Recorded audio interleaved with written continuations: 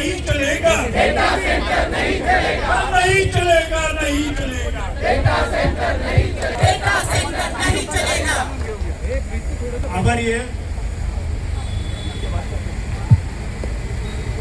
अरे जागा हो, जागा हो, अरे जागा हो, जागा हो, जागा हो, जागा हो,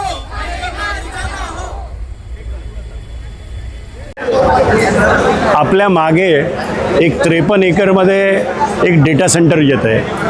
आता आपल्याला समजून घेतलं पाहिजे की एका डेटा सेंटर आणि एक हायपर स्केल डेटा सेंटरमध्ये फरक आहे। इथे जे येतं ते एक AI जनरेशनसाठी हायपर स्केल डेटा सेंटर येणार आहे। एका हायपर स्केल डेटा सेंटरसाठी सर्वात जास्ती काय लागतं तर पाणी लागतं। ह्या ठाणे शहरात आपण 31 MLD पाणी ऑलरेडी कमी आपल्याला मिळतं आहे आणि आपले आयुक्त म्हणतात की 12 MLD पाणी आपण त्यांना प्रॉमिस केलं। आमचा पहिला आक्षेप त्याच्यावर आहे की यांना पाणी देताच कामा नाही। दुसरं 422 मेगावॉटच्या इलेक्ट्रिसिटी यांना पाहिजे। 192 जनरेटर्स या ठिकाणी आहेत। आमचा त्याला विरोध आहे।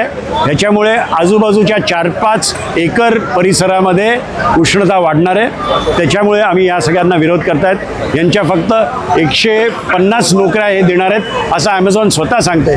त्याच्यातही 100-125 तर फक्त सिक्युरिटीच्या आहेत। ह्या गोष्टीचा कुठेही फायदा ठाणेकरांना नाही।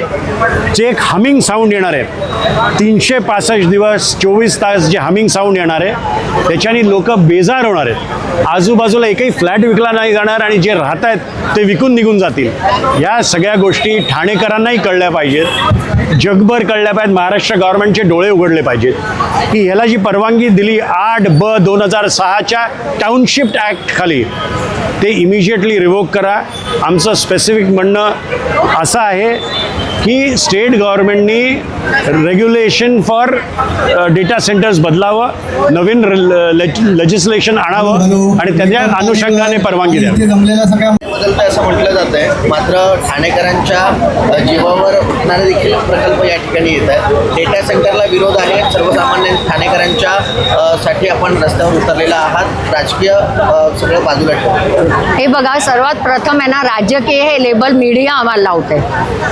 तुम्ही आत्ता म्हणालात ना आम्ही सामान्य ठाणेकरच आहोत, कारण जो त्रास इतर नागरिकांना होणार आहे त्याच त्रासात ना आम्हालाही जावं लागणार। इकडे डेटा सेंटर झाल्यानंतर अख्ख्या ठाण्याला जितकं पाणी लागतं त्याच्यापेक्षा जास्त पाणी एकटं डेटा सेंटर घेणार।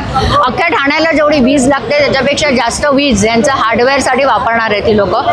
डिझेल वापरणार आहेत, त्यांनी वायू प्रदूषण होणार, ध्वनी प्रदूषण होणार, पाण्याचा नाश। तुम्ही बघताय मागेच हा प्लॉट आहे ना तो 54 एकरचा आहे। मग आम्ही त्यांना तेच विचारतोय की तुम्ही आम्हाला जे विचारताय की तुम्ही विरोध का करता, तर आम्ही त्यांना विचारतो की तुम्ही का इन्सिस्ट करताय की एवढ्या भर वस्तीमध्ये तुम्हाला डेटा सेंटर सारखा एक एवढा राक्षसी प्रोजेक्ट आणायचा आहे, याच्या मागे कारण काय? Okay, I don't know why you want to rub Amazon's back and if you want to rub, तुम्हाला जर त्यांना करायचं आहे by all means do it, you welcome. But नागरिकांच्या जीवावर उठून काही करू नका, एवढंच आमचं म्हणणं आहे। आम्ही नाही सिस्टमच्या विरोधात आहोत, नाही ॲमेझॉनच्या विरोधात आहोत। रोजगार वगैरे काहीही मिळणार नाही आहेत, कारण हे अतिशय हायली स्किल्ड जॉब आहेत। त्याच्यामुळे ॲक्च्युअल जे जॉब जनरेशन होणार आहे ते खूपच कमी आहे। जी हानी होणार आहे त्या हानीच्या अनुषंगाने जर आपण बघितलं तर प्रपोर्शनेटली जॉब्स खूप कमी आहेत।